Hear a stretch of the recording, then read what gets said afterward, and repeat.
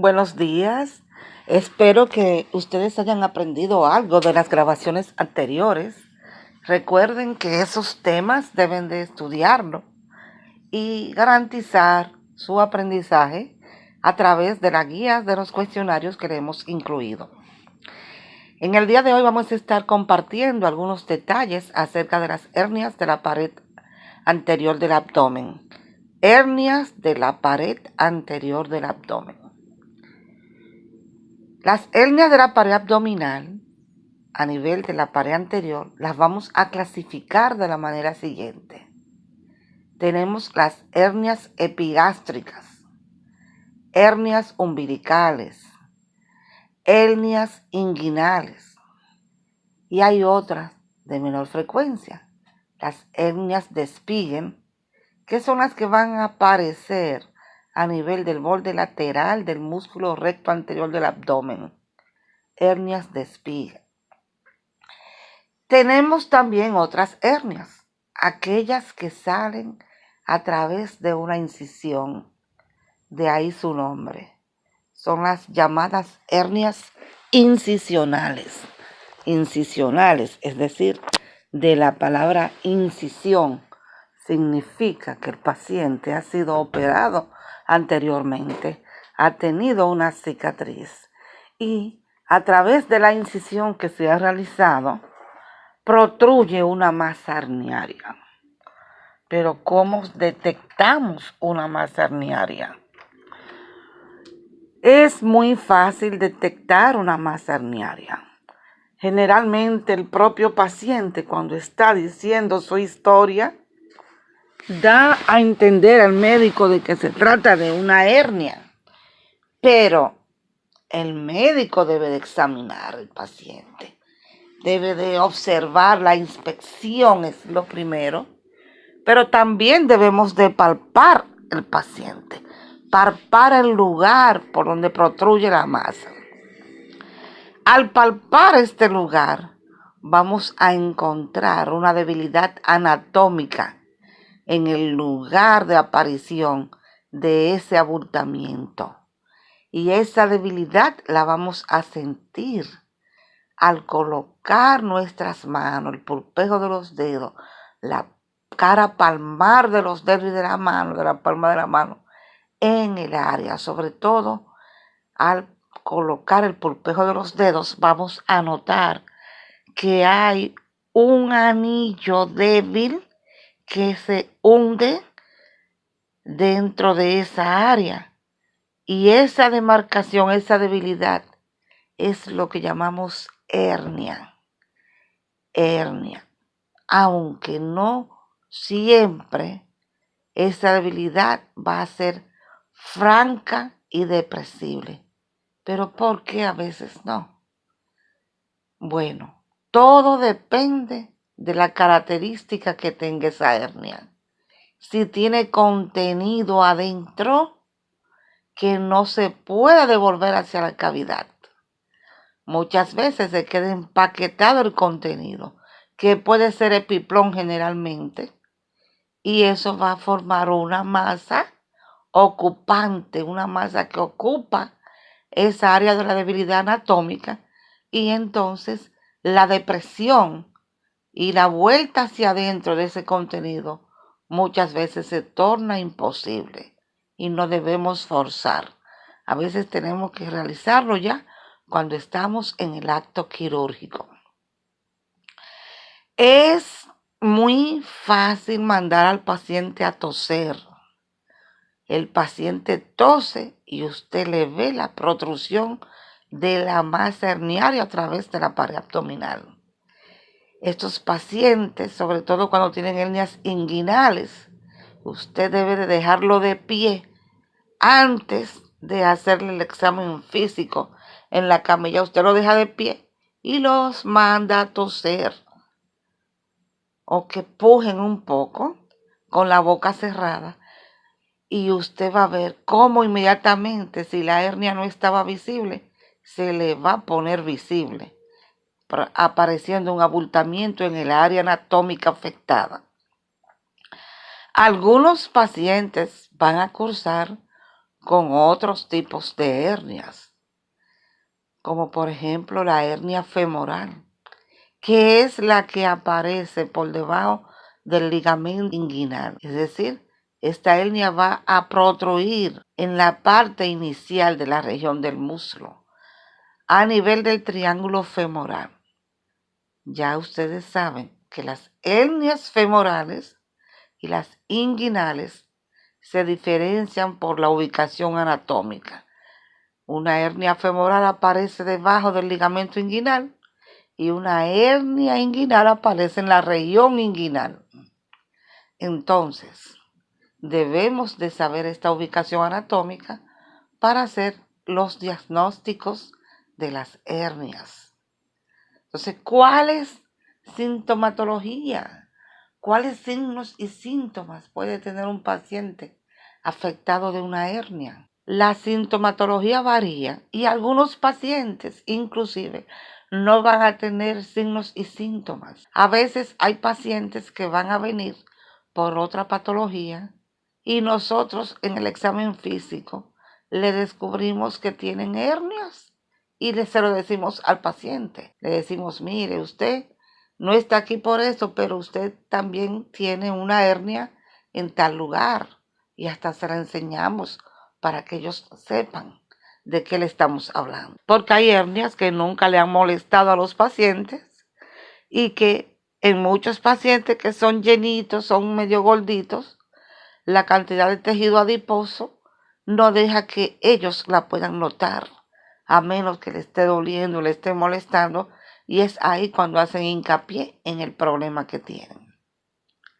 Muchos pacientes van a venir con la historia que después de levantar una caja, después de hacer un esfuerzo físico bien fuerte, sintieron que algo les sonó, que algo les rompió a nivel de la pared, donde después usted descubre que se le produjo una hernia, porque las fibras se hiperextienden en tal grado que son las que van a detonar que haya un escape de contenido. Generalmente se elonga el peritoneo y esa elongación del peritoneo, formando una saculación ciega, es la que va luego a permitir el deslizamiento de algunas asas intestinales o de otras estructuras a través del saco herniario. Entonces, ¿cuáles son las complicaciones que se derivan de una hernia? Bueno, tenemos dos complicaciones principales, que son la incarceración y la estrangulación. Incarceración y estrangulación. Que no se le olviden estas dos complicaciones. ¿Cuándo decimos que una hernia está encarcerada? Bueno, ese es el paciente que va a llegar aquejado de un gran dolor y de un abultamiento doloroso ya un poco endurecido en el área afectada. Este empaquetamiento endurecido se va a tornar muchas veces turgente. Hay un proceso inflamatorio fuerte en el área y mucho dolor, porque lo que ha pasado es que el contenido herniario se ha quedado atrapado de tal forma que ya un poquito la vascularidad ha comenzado a afectarse. Es como si tuviera una obstrucción. Entonces las asas intestinales, si están ahí, el aumento y todo lo que esté contenido en ese saco herniario se va a inflamar de tal forma que después de pasar 6 o 7 horas y más, ese contenido puede ya estar gangrenoso, ya puede estar hipóxico, necrótico. Y cuando ya hay necrosis, entonces decimos que hay una estrangulación. En las hernias estranguladas hay compromiso vascular franco, lo que no pasa en la encarcerada, donde todavía el compromiso vascular no ha ocasionado la necrosis del contenido del saco herniario. Entonces, muchos de esos pacientes van a terminar con incisiones diferentes a las acostumbradas para operar las hernias, porque vamos a tener que investigar y explorar mejor el contenido herniario y vamos a tener que hacer resecciones, muchas veces resecciones intestinales, resecciones del omento, y podemos encontrar otros órganos ahí dentro de ese saco herniario. En algunos pacientes, hasta el testículo y el cordón espermático van a estar ahí involucrados, y muchas veces las torsiones testiculares por horas y horas han ocasionado necrosis del testículo, a veces hasta un ovario, el apéndice vermicular y otras estructuras pueden estar ahí. Es decir, que debemos de aprender a valorar las hernias, sobre todo aquellas que con mayor frecuencia llegan a las emergencias. Entonces, ¿qué vamos a hacer en estos pacientes? ¿Y cómo pueden llegar estos pacientes que ya están en esa etapa? Esos pacientes pueden llegar hasta ya con un abdomen agudo. Recuerden lo que hemos hablado del abdomen agudo. Entonces, un paciente con esa masa dolorosa en la región inguinal o donde la tenga, hablamos de la región inguinal porque son las más frecuentes en nuestro medio y sobre todo cuando llegan a las emergencias. Pero puede ser que se le encarcere una hernia en cualquier otro lugar.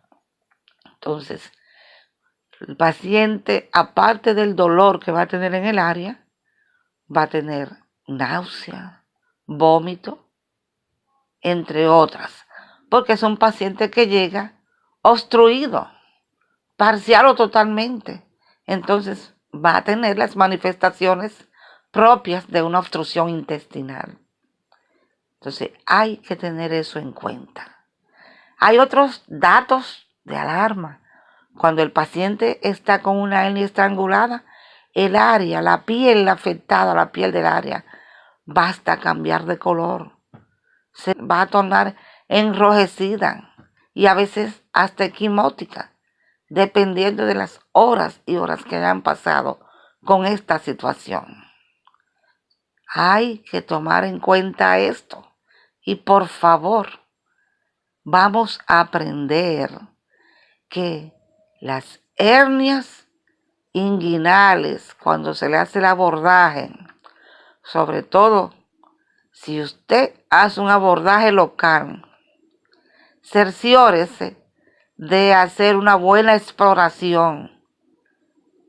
A veces hay que sacar más el intestino hasta que usted ve el intestino sano, porque usted no puede estar echando hacia la cavidad un intestino sin revisar.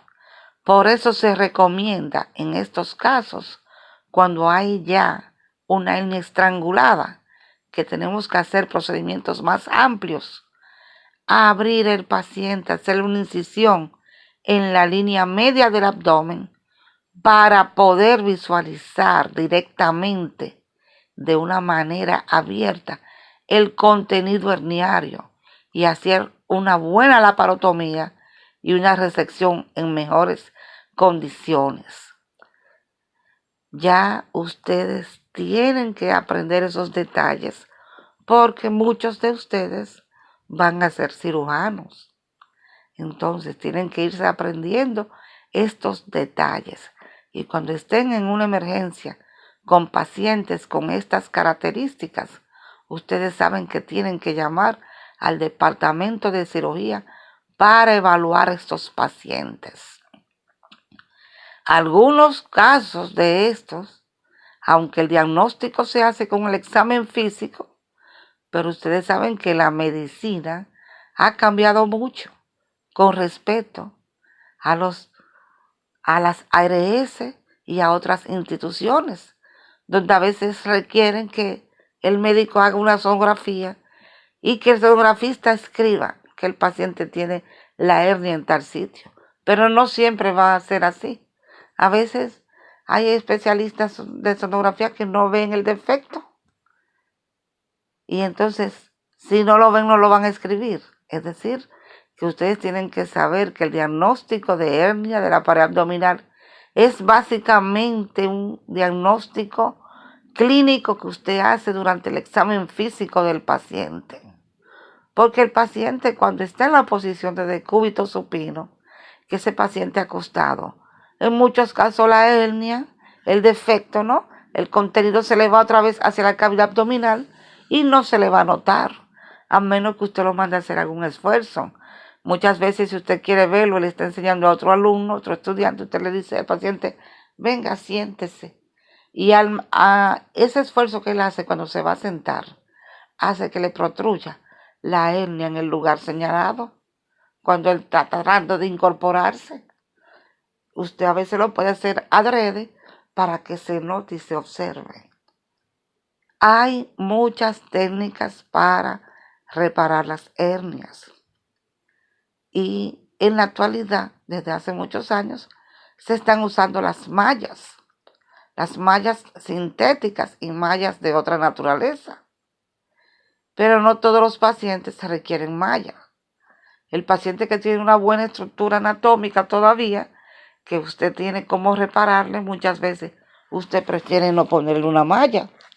Y si el paciente no quiere, tampoco se la va a poner. Es decir, que no todos los casos hay que ponerle la malla. Ahora, si usted tiene un paciente con una anatomía amplia destruida, que ya lo han operado varias veces, ese es un paciente que la mejor opción es usted combinar su técnica con la aplicación de una malla. Que hoy en día esas mallas están hechas de distintos materiales. Y hay mallas especiales inclusive para que tengan una colocación interna. Después del advenimiento de la cirugía laparoscópica, muchas mallas se colocan de manera interna a través de dispositivos especiales que ellas mismas traen. Entonces, ya eso es algo ya más profundo para el conocimiento de los cirujanos.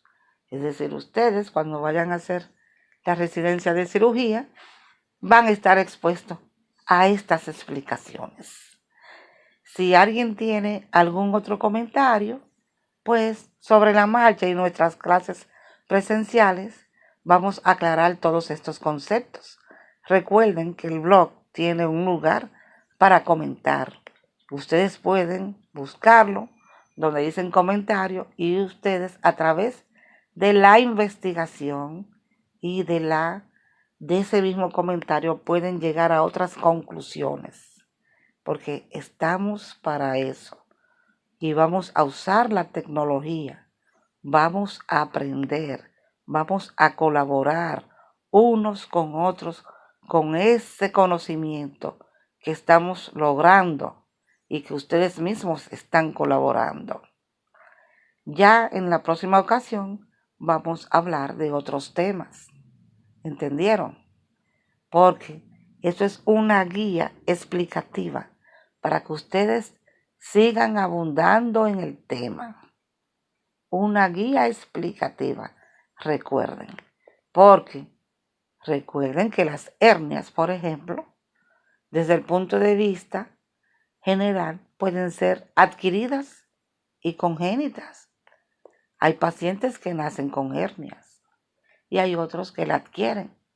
Por ejemplo, las hernias incisionales son adquiridas porque nadie nace con una incisión ya y con una hernia después de la incisión. Entonces, las hernias se llaman congénitas porque el niño nace con esa hernia. Y dentro de las congénitas podemos tener hernias inguinales, hernias umbilicales, etc. Hay pacientes que tienen tendencia a debilidades anatómicas extremas en varias partes y a veces vienen a la consulta con varios defectos, hasta 4 y 5 defectos hemos encontrado en pacientes. Ya esos pacientes tienen condiciones predisponentes, aparte de las que hemos mencionado, a esa producción de hernias. ¿Entendieron muy bien? Entonces, en la próxima ocasión vamos a mencionar algunas hernias de la pared abdominal posterior, como las llamadas hernias del triángulo de J.L. Petit, que son menos frecuentes, pero que aparecen de vez en cuando y debemos de saber que ellas existen, que están ahí, que están en la pared posterior del abdomen. ¿Entendieron? Entonces, hay que conocer este tema. Hernias de la pared abdominal, que no se le olvide. Y por eso hemos incluido algunas preguntas de este tema para que ustedes refuercen un poco más el conocimiento. Gracias.